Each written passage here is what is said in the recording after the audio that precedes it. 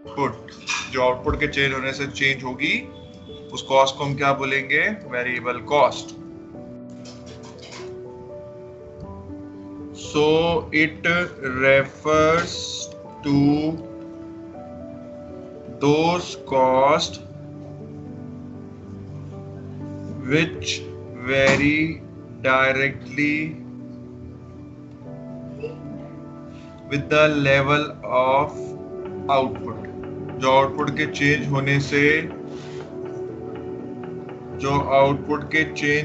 से जो cost change होगी उसको हम क्या बोलेंगे? Variable cost. ठीक है ना? आउटपुट बढ़ेगा तो ये कॉस्ट बढ़ेगी। ठीक है ना? सर अब एग्जाम्पल इसके ऊपर ध्यान से देखना जरा। सर एग्जाम्पल है रॉ मटेरियल वेरिएबल कॉस्ट है। जितना रॉ मटेरियल बढ़ाओगे, खरीदोगे, उतना आपकी वेरिएबल कॉस्ट क्या होगी? बढ़ेगी। दूसरा लेबर अगर बढ़ाओगे तो ऑटो प्रोडक्शन भी तो बढ़ेगा, बट उसके साथ आपकी वेरिएबल कॉस्ट भी बढ़ेगी। इलेक्ट्रिसिटी, पावर कहते हैं, पावर का कंजम्पशन प्रोडक्शन के लिए यूज करोगे तो वेरिएबल कॉस्ट बढ़ेगी। ठीक है ना? अब सर आपने इलेक्ट्रिसिटी, एक बात देखना जरा, इलेक्ट्रिसिटी का जो बिल आता है उसमें दो कॉस्ट होती है, फिक्स्ड कॉस्ट भी होती है, वेरिएबल कॉस्ट भी होता है। फिक्स्ड कॉस्ट, चाहे आप इलेक्ट्रिसिटी कंज्यूम करो ना करो, आपका 200 रुपीज पर मंथ तो बिल आएगा, whether you are using the electricity और नॉट। तो इसके बियॉन्ड जो भी आप पे कर रहे होगे वो सारा क्या होगा? Variable cost. क्यों? इसके बियॉन्ड जो आप पे कर रहे हो वो आप कंजम्पशन कर रहे हो, मतलब इलेक्ट्रिसिटी यूज कर रहे हो।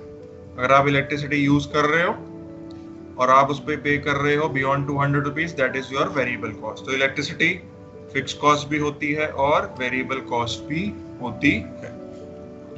और ऐसी कॉस्ट को हम जनरली पता क्या बोलते हैं? इकोनॉमिक्स में भी इसको बोला जाता है, एक टर्म दी जाती है, इसका नाम होता है सेमी वेरिएबल कॉस्ट। जैसे इलेक्ट्रिसिटी की कॉस्ट को हम सेमी वेरिएबल कॉस्ट भी कहते हैं। क्यों? क्योंकि इसके अंदर एक सर्टेन पोर्शन फिक्स्ड होता है और सर्टेन पोर्शन वेरिएबल होता है। हाफ हाफ नहीं बोलते, सेमी का मतलब हाफ मत समझ बैठी हो, सेमी का मतलब सर्टेन पोर्शन फिक्स्ड होता है, सर्टेन पोर्शन वेरिएबल होता है। ठीक है? तो इलेक्ट्रिसिटी को हम क्या कह सकते हैं? इलेक्ट्रिसिटी और पावर कंजम्पशन को वेरिएबल कॉस्ट भी कहते हैं, फिक्स्ड कॉस्ट। रॉ मटेरियल तभी यूज करेंगे जब हम प्रोडक्शन करेंगे, तो अब रॉ मटेरियल बढ़ेगा तो कॉस्ट बढ़ेगी। तो जो कॉस्ट आउटपुट के लेवल के चेंज होने से चेंज होती हैं, जो आउटपुट के लेवल के चेंज होने से चेंज होती हैं और जिनका डायरेक्टली रिलेशन आउटपुट के लेवल से है, उसको हम क्या बोलते हैं? वेरिएबल कॉस्ट या टोटल वेरिएबल कॉस्ट। आया कि नहीं आया?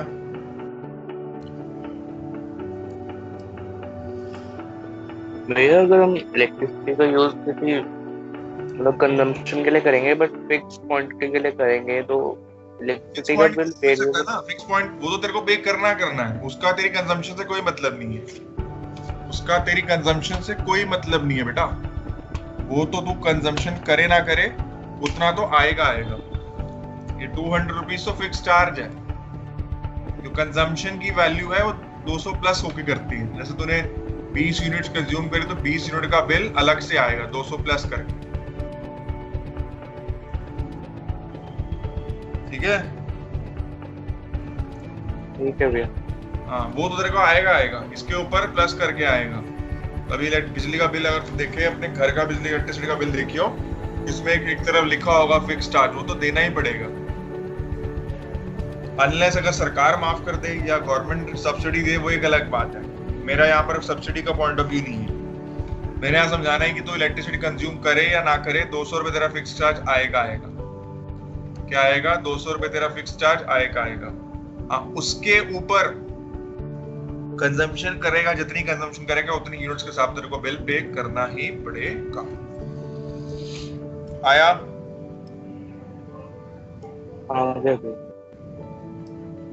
तो अब हम टोटल आउटपुट और total variable cost 0 1 2 3 5, no output no variable cost. No output, मतलब प्रोडक्शन ही नहीं करी तो वेरिएबल कॉस्ट किस बात की, मतलब तूने रॉ मटेरियल ही अगर यूज नहीं किया तो तेरी प्रोडक्शन कहाँ से होगी। फिर एक यूनिट बनाने के 6 रुपए लगते हैं, 2 यूनिट बनाने के 10 रुपए लगते हैं, 3 यूनिट बनाने के 15 लगते हैं, 4 यूनिट के 24 और 5 यूनिट के 35 रुपए लगते हैं। ये सब हाइपोथेटिकल है। तो मतलब जितना आउटपुट लेवल बढ़ेगा टोटल वेरिएबल कॉस्ट भी क्या होगी, बढ़ेगी। क्या होगी, टोटल वेरिएबल कॉस्ट भी क्या होगी, बढ़ेगी। तो इसलिए हम इस कॉस्ट को क्या कहते हैं, टोटल वेरिएबल कॉस्ट। अब अगर तू उसका कर्व बनाएगा ना,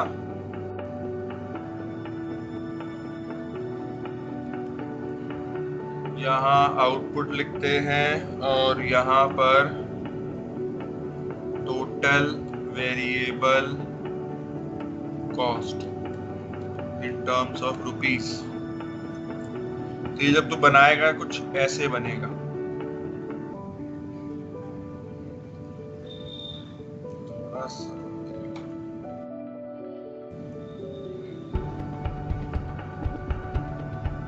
ये कुछ इसको बोलते हैं ये है टीवीसी। ये जो कर्व है ये इनवर्सली एस शेप्ड है, एस ऐसे बनता है। अगर उसको थोड़ा उल्टा कर दो, उल्टे की तरफ घुमाओ तो ये कुछ ऐसे बनता है। तो जो टीवीसी है वो इनवर्सली एस शेप कर्व होता है। टीवीसी मैं तेरे को बताता हूँ ऐसा क्यों होता है, और इसका रीजन हम नेक्स्ट क्लास में डिस्कस करेंगे कि ऐसा क्यों है। मैं तेरे को लिखवा रहा हूँ, TVC curve is inversely S shaped curve. TFC curve जो है वो इनवर्सली एस शेप्ड कर्व है एज, और इसका रिलेशन तेरे को ना जब लाइव क्लास में बताऊंगा तो इसका रिलेशन हम उस टॉपिक से करेंगे, प्रोडक्शन फंक्शन वाले टॉपिक से, टीपी, एपी और एमपी वाला, जो मैंने वहां पर फेज 1, फेज 2, फेज 3 बताया था। उस फेज को मैं रिलेट करके तुम्हें टीवीसी के बारे में बताऊंगा कि ऐसा क्यों हो रहा है। वो कह रहे TVC inversely S shape curve क्यों है, as it initially increases at decreasing rate, ये जब बढ़ती है और घटते हुए दर से बढ़ती है, and later it increases at an increasing rate। क्या होगा, later increasing at increasing rate at zero level of output,